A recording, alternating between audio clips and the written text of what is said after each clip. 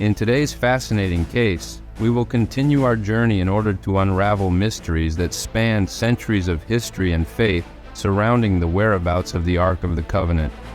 Together, we will decipher an ancient Hebrew code left by the prophet Yirmeyahu Jeremiah when hiding the sacred relic, approximately 6 centuries before the Christian era, and also another code present in the sky of Jerusalem at the time of the crucifixion of Yeshua Jesus. Join us on this exciting journey in search of the sacred as we explore ancient scriptures and clues left by wise men of the past. But before we continue, subscribe to our channel for free and activate the bell for all notifications. If you like this video, don't forget to leave a like. This motivates us to continue creating quality content for you.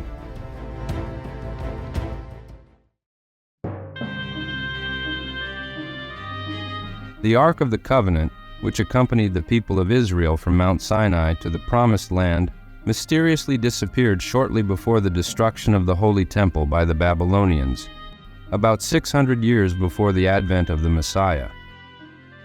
Since then, several theories have emerged about his whereabouts. However, in the deuterocanonical book of 2nd Maccabees, a reference is made to an ancient manuscript that reports that the prophet Jeremiah hid the tabernacle along with the Ark of the Covenant and other sacred objects in a cave on Mount Nebo. This is the same spot where Moses climbed shortly before his death, seeking a vision of the Promised Land. Follow the text.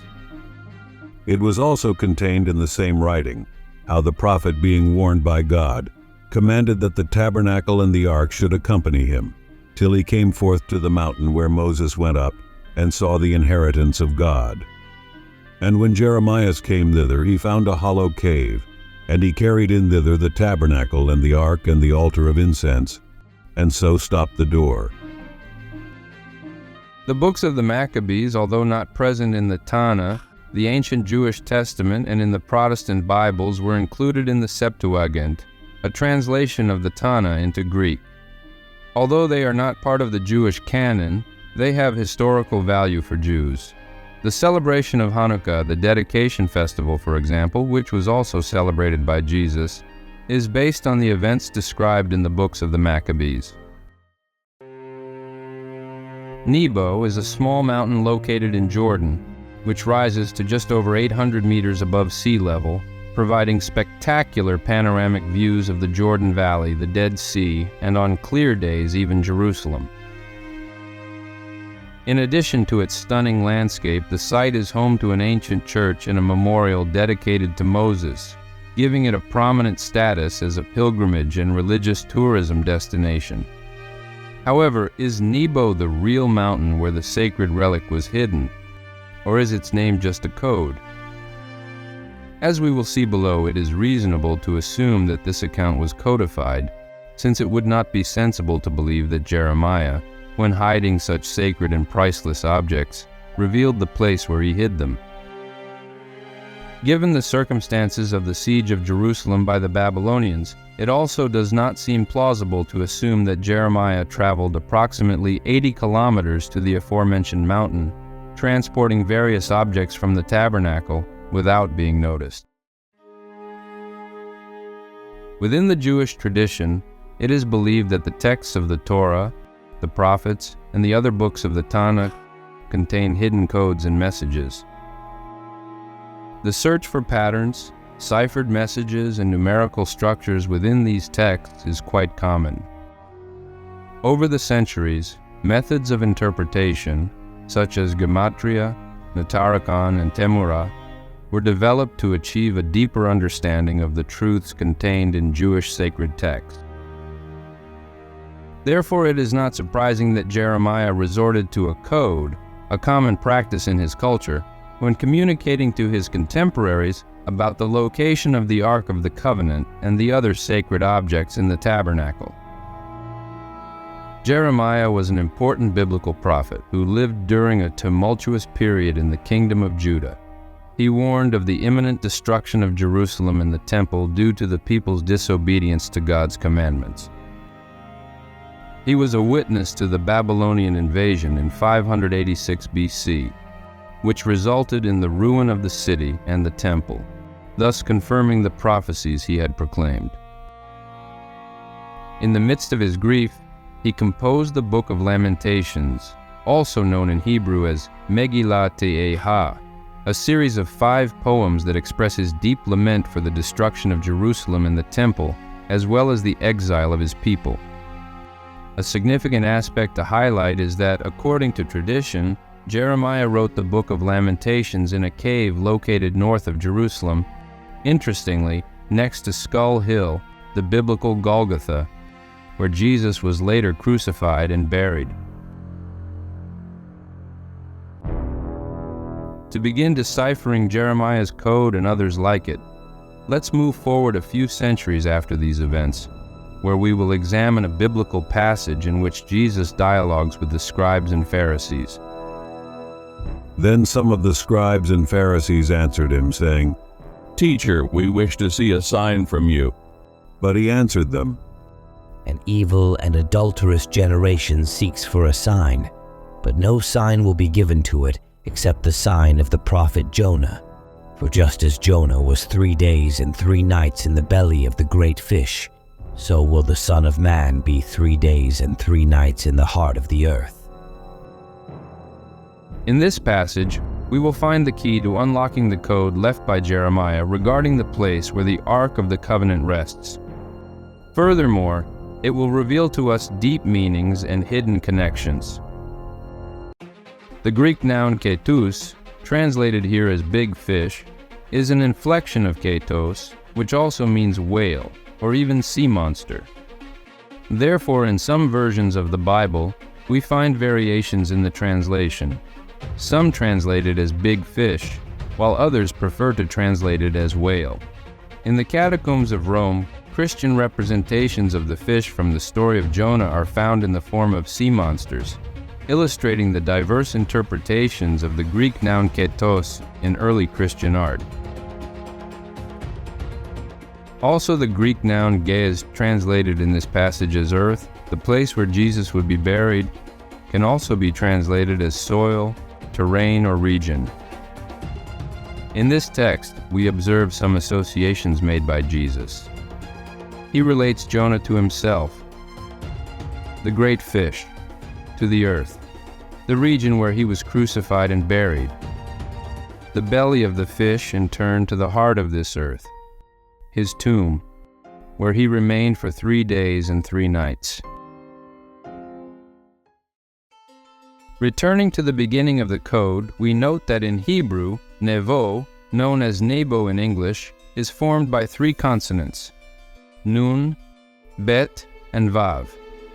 Originally, vowels were not represented in the Hebrew biblical text, being only pronounced. Each letter of the Hebrew alphabet carries a symbolic meaning and also corresponds to numbers in biblical Hebrew. For example, the first letter Aleph symbolizes the ox or strength, with the numerical value of 1. The second letter, the letter Bet, represents house or dwelling with the numerical value of 2. The third, Gimel, represents the camel or the foot with the numerical value of 3, and so on. We note that the first letter of the name Nebo is the letter Nun, which means fish, fish. The second letter, the letter Bet, as we saw, means house dwelling.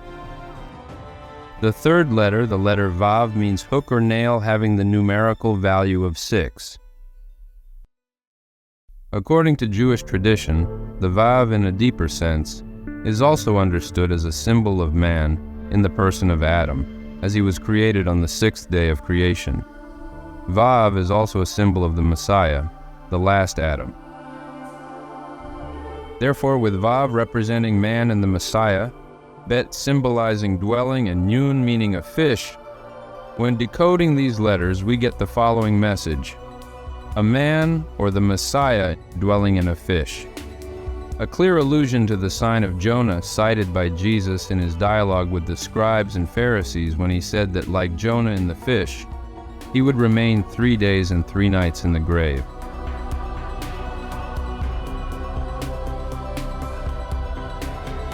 We then see that the noun Nebo, used as a code by Jeremiah, is closely linked through the sign of Jonah to the death, burial, and resurrection of the Messiah.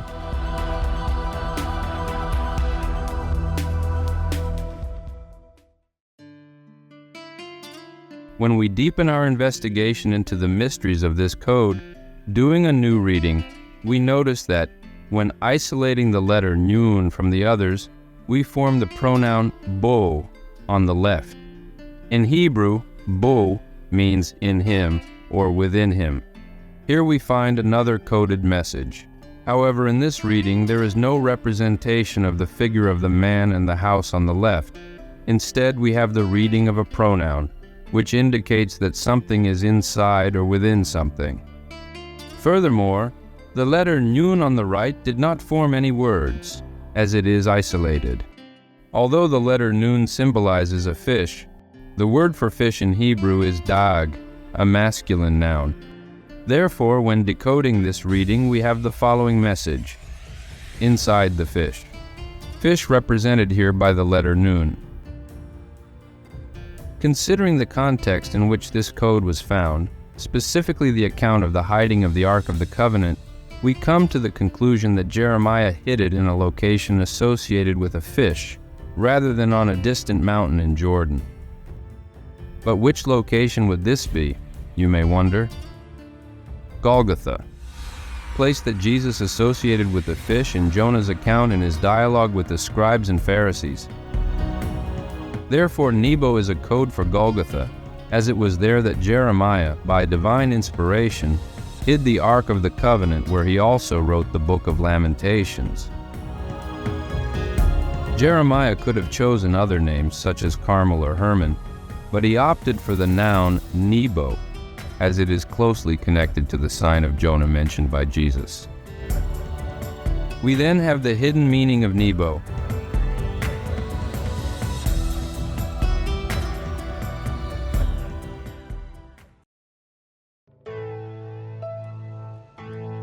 We can see the deep connection between Mount Nebo in Jordan and Golgotha when we observe that even on this mountain we find representations that associate it with the place of the Messiah's crucifixion and burial in Israel. One of these representations is the presence of a cross with a serpent, reminiscent of the serpent that Moses raised in the desert, a symbol of the Messiah on the cross, as he himself stated, "And as Moses lifted up the serpent in the wilderness, so must the Son of Man be lifted up, that whoever believes in him may have eternal life." We also noticed an imposing rolling stone, which reminds us of the gospel account that describes a large stone at the entrance to the tomb where Jesus was buried. Why are these two great symbols present in Nebo? Was it just a coincidence? Or they were placed there by divine inspiration, with the aim of establishing a connection with Golgotha in Israel? Some may question it, suggesting that this is all mere coincidence. However, is there other evidence that can validate the interpretation that we have attributed to the name Nebo, in addition to the biblical texts mentioned so far? The answer is yes. After investigating the sky of Jerusalem on the date of Jesus' crucifixion, using an astronomy program, we will find confirmation of what has been revealed so far. For a more in-depth analysis of the subject below, let us first examine a text from the book of Genesis that states, "And God said, Let there be lights in the expanse of the heavens to separate the day from the night, and let them be for signs and for seasons, and for days and years." The word signs mentioned in the text is said in biblical Hebrew to be otot, from the singular verb ot, sign. In ancient Greek, ot said to be semeion. In Latin, it is said signum, which gave rise to the term sign in English, being a term associated with several celestial figures widely recognized in astronomy, including representations of animals and human figures. However, in modern astronomy, these constellations are mainly used as a reference to locate objects in the sky, and do not have the same astrological connotation associated with the zodiac signs in astrology. In the Bible, we also find quotes that mention the names of some of these figures. Can you bind the chains of the Pleiades or loose the cords of Orion? Can you lead forth the Mazzaroth in their season? Or can you guide the bear with its children?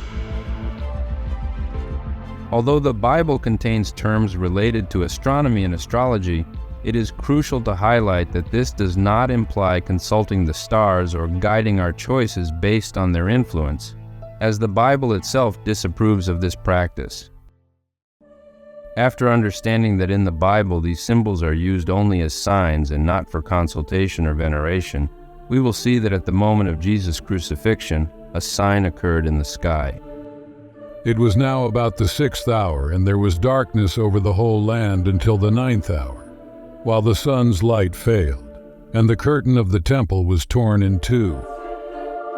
The Bible tells us that the sun darkened, and when we investigated the astronomical records of Jerusalem on the date of the crucifixion through an astronomy program, we found that a solar eclipse did not occur, as the moon was positioned on the opposite side of the sun.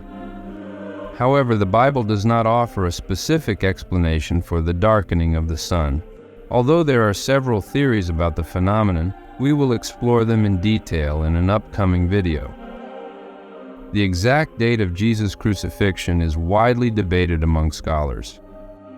However, many experts point to April 3rd, 33 as the most likely date for this crucial event.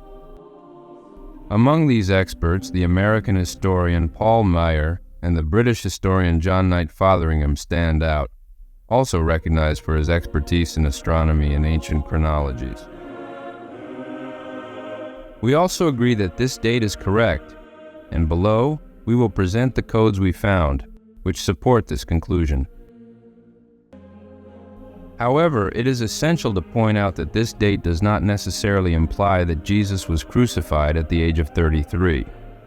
Based on various historical and chronological evidence, including records from the Gospels, it is believed that he was born approximately between the years 6 and 4 BC, which would indicate that he was crucified at around 36 to 38 years of age. Returning to the astronomy program, when we analyzed the sky over Jerusalem on April 3rd, 33, we noticed that the sun was in the constellation Aries. This observation will provide us with the confirmation of the code of Jeremiah that we are seeking. Aries in Hebrew is called Taleh, which means lamb or ram, which in Jewish tradition is linked to the month of Nisan, the month of Easter, and the tribe of Judah. For Jews, Aries symbolizes the Korban, the Passover sacrifice, the first sacrifice of the Jewish people to God when they left slavery in Egypt.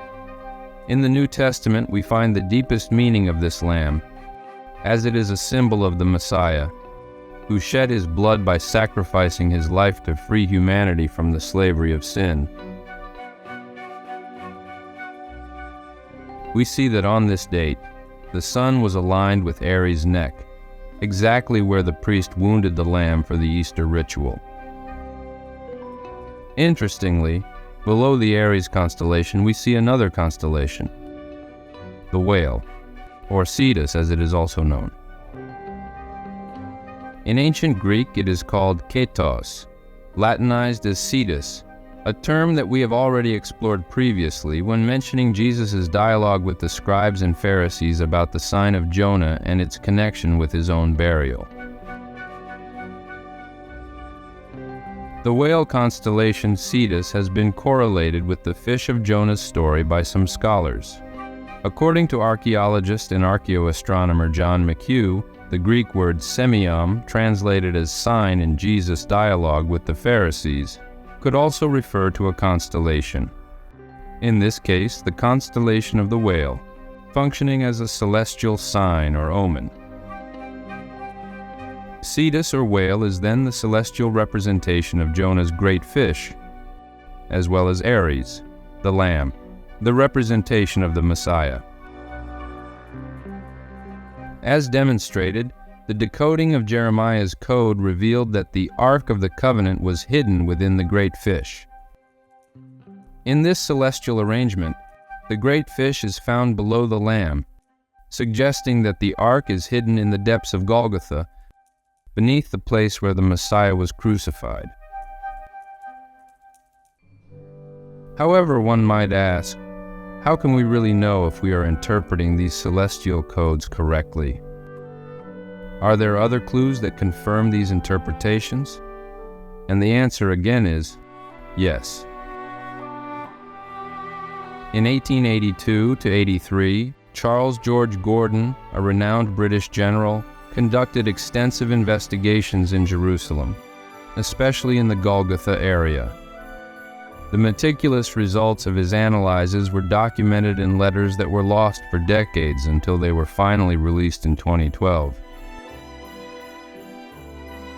In these correspondences to a friend, Gordon claimed that the Ark of the Covenant was there, information that is in line with the codes that we have published here. We have a full video here on our channel that addresses General Gordon's statements, and you can watch it at the end of this video. About a century later, Ron Wyatt, an American researcher and explorer, unaware of Gordon's claims and the codes we reveal here, conducted excavations in the Golgotha area north of Jerusalem. After months of intensive research and excavation, Wyatt claimed to have discovered in a cave the Ark of the Covenant, along with other sacred artifacts from the tabernacle. According to Wyatt, the Ark was in an unexpected place, below the place where Jesus was crucified. He found a crevice that extended from the hole where the Messiah's cross was fixed to the cave. Wyatt found that through this crack, the precious blood of Jesus flowed to the lid of the Ark, thus atoning for the sins of humanity.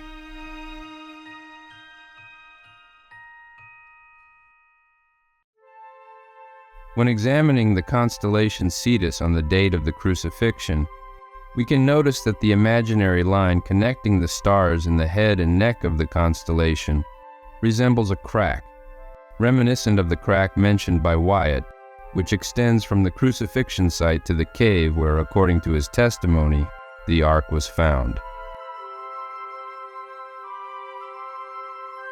Could this be just another mere coincidence? We believe not. When trying to make his discovery official with the Israeli authorities at the time, Wyatt claimed to have faced threats that prevented him from publicly disclosing the evidence, resulting in a wave of criticism and skepticism from the academic community, a distrust that persists to this day. To learn the truth behind the story of Ron Wyatt's discovery of the Ark of the Covenant, watch the video, The Truth About the Discovery of the Ark of the Covenant, available here on our channel.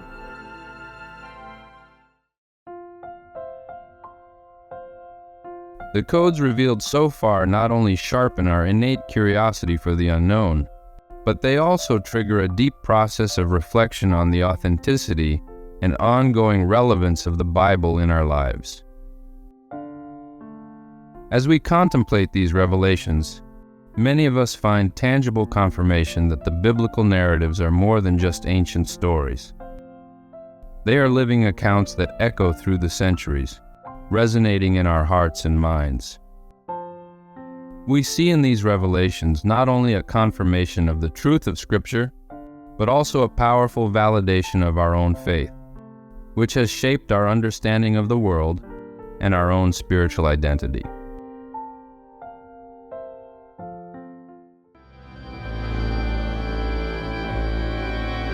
And you, what did you think of this video? Share your opinion in the comments. Don't forget to give it a like and subscribe to our channel for free, while also activating the notification bell for all updates. Until the next video.